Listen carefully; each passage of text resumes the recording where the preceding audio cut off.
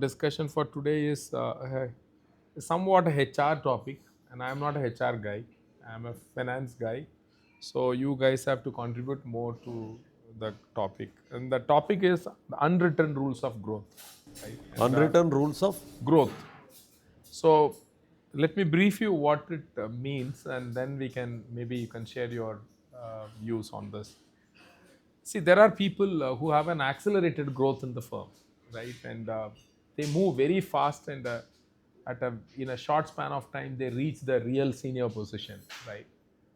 And along with them, there were many who would have entered into the firm, and they would have been designated initially. And but someone can accelerate the growth when others cannot, and this could be a lot of reasons for this, right? For example, let's take if you take somebody from Tata Sons, Chandrasekhar, right? He was managing TCS, a large firm, and within the TCS had a fast growth, and the way he turned around TCS and was able to manage, he won the trust of Tata Sons, and that's the reason why they gave a huge what you call it as position for him in Tata Sons. Here, he would have accelerated his growth and reached that point by showcasing his trust factor everywhere, right? That's what it looks like apparently from outside. And let's go with Google, right? If you look at Google in Sundar Pichai, he had a very fast accelerated growth. And if you go and read how he grown faster, every time he was given one of the most risky project, right? And when Microsoft Xplore was very popular as a browser, he was asked to lead Chrome, and Chrome was nowhere. And he was able to turn around and create a huge value for Chrome. And after that, they handed over him Android, and Android has to compete with Microsoft operating system. And look at the way how we brought. And today, there's no mobile device without Android except Apple, right? So everybody, so someone who was able to manage the risky projects better was able to accelerate in the growth. So some of them who have accelerated the growth, they had their own stories to share, and they were unique in some way compared to others. So we wanted to hear from you, and from your own observation in your own firm or any other firm, where you found that one factor which gave an accelerated growth to some of the so-called very visible leaders now. Over to you. So maybe I'll start. Being from HR, right, I'll take a privilege to start on that. So there's a beautiful book by Marshall Goldsmith, What Got You Here Won't Get You There. And it really talks about, the growth journey and, what really you need to disrupt within you. And what I feel one of the biggest factor, for anybody to grow is the curiosity, right? And the discipline, what the person brings in. Everybody has an equal level playing field opportunity. Let's say, when I joined as a fresher after my MBA, everybody has an equal opportunity. You're trained equally, but people who grow, right, very fast, or the fast trackers, or in the organization or corporate world, they are known as the high pods, right? So what value add they bring is in terms of the vision, what they have, right? What kind of visibility they can create for themselves, right, within their organization, and create a village of people who will support them. Because in any company, right, if you want to grow, it's all about the networking, right, which is very important. So internal networking, right, which is very important. What kind of network do you have internally? What kind of persona or what kind of delivery or performance you have led within that? And are you willing to go beyond your role? Right? So that is where the growth factor comes in, and it is not only about absolutely doing. You have to make sure that you're doing amazing in your role, but what are you thinking beyond your role? Are you open for a transversal role? Are you open to move? Are you, let's say, if I'm in HR, am I comfortable moving into a strategy role? Am I comfortable moving into a sales role? Right? So those are the things which, if you have that versatility, that takes you on a faster run. That is what I would start with, and then we can look at the other views. Maybe I can go here. Basically, I believe in one thing, that two people whom I really understand well what they meant is, one is Dhirubhai Ambani. He said, "Sapna dekho," like, dream. And even Abdul Kalam, for that matter, he said, wings to fly to your dreams. Now, it's very important. I don't think there's an equal platform for all at any point in time, right from your birth. It is individuals who have from time to time somewhere in their heart touched some dream. Maybe you don't see it consciously, but it is there within you that I want to become something. And that's the starting point to drive your growth. And I can relate it very well because I was born in a family with 6 daughters. Didn't know the direction, but only thing which my father gave us was education to all of us to be financially independent. Unfortunately, I got married at 21 after my graduation, but then it stopped me because something in my childhood which was built into me that you have to become independent stayed in me. And after my son was born is when I did my CA. Now, that is where the reflection comes that you want an identity, you want your independence, and that's where your growth starts. So, post which you join an organization. Now, the organization gives you a platform, and everybody in that organization has come from different platforms. Some are really preferred through their families, some have education which is very well structured. Now, you have to compete in that environment with the best to go to your path that you have chosen. So, it's very clear that leaders who have risen there have somewhere in their mind their direction very sorted out, that I want to reach to the top. Don't know what is the top, but they certainly have from time to time tried to do the right things to find their path to the top. And what does it mean by right things? First thing is, hard work is no compromise. Intelligence is there, but hard work is no compromise. Particularly as a diversity candidate, I can tell you I worked 3 times more than all the male candidates in the initial stages of my working, because I wanted to be visible, I wanted to be seen, I wanted to be heard.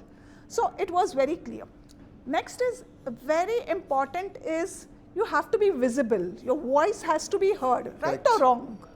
So when you're rising towards growth, when you're rising towards leadership, you have to have your own thought process.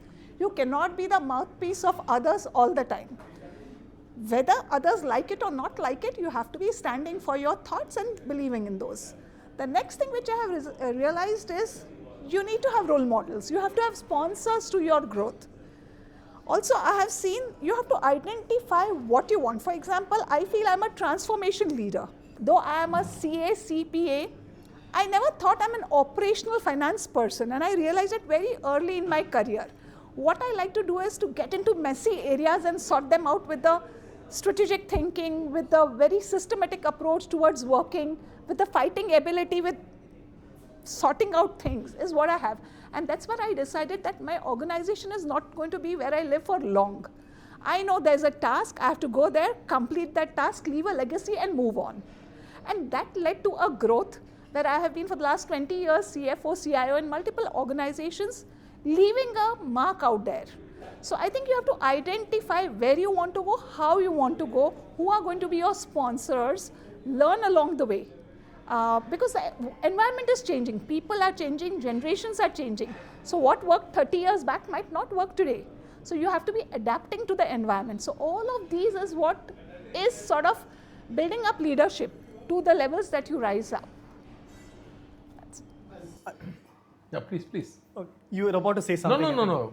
Everyone have to speak first, then only I'll speak Okay. after that. I think I'll build upon some of these fantastic opening comments. Given that this session is potentially going to be watched by some of the smartest B school students in the country, right? They have a lot of passion. They clearly have a very high IQ. That is why they are there. They have a lot of passion, and I'm sure they have a lot of ambition. To them, the first thing I'll say is my learning has been that EQ matters. Emotional quotient matters a lot. And an EQ is typically underrated.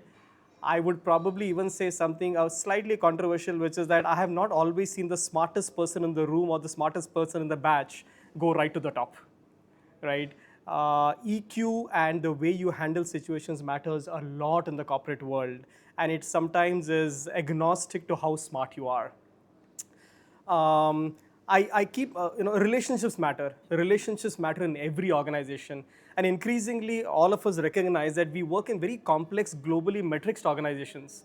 Gone are the days when I used to have one boss and responsible to one entity and one function. All of us are so matrixed today. And today when kids enter the corporate world, they'll suddenly realize that there are multiple stakeholders, multiple bosses working across multiple time zones, very, very metrics in that sense. I keep telling people who join newly, for the first 3 months, listen. Listening is a very underrated skill. When people say that they want to become great, communication is centered so much around talking and expressing yourself that listening is totally ignored. So when you start your career and you're working in an organization where relationships matter, listen and understand what your stakeholders are actually saying. The best way to build a relationship with the stakeholder is to figure out what's a win-win. What if I work with a stakeholder, what is it that I can do which will make him or her look better and perform better? Because then you have surely a good relationship, right? So I would say relationships are very important. Listening is very, very important. I know this might sound very cliched. And probably another commonsensical thing is, again, this might sound very tactical, but in the digital world, we end up overdoing emails. Right? For everything we are emailing to and fro. I have seen people who have risen, build credibility and build relationships and use emails where appropriate, but otherwise pick up the phone and talk to people, especially when it comes to a conflict. And you will always have conflicts in the corporate world because you'll have different people, different personalities, different points of view. But what I've seen about some people is that the way they manage conflict is very adroit, very smart. They don't fall into this trap of ending up emailing each other and then eventually marking somebody's boss. They actually pick up the phone, they talk. And you'll realize that you meet somebody face to face or you pick up the phone and talk, how many of your issues will just quickly dissipate. So, and I think there are a lot more things which others can definitely chip in, but these were some of my commonsensical observations. Like basically, even I totally agree with whatever he just said. I think most of the points are covered. So even I have seen the situation where whoever is the smartest person may not be on the top. That can happen. Even I have seen such cases in my experience. But the main thing which differentiate a person to go up is what Jyotsna just said, the visibility. You need to create your visibility in the organization by networking, by making relationship, by talking, be proactiveness. You need to be proactive. And the main thing is the communication skill. You need to be a good storyteller to sell your point.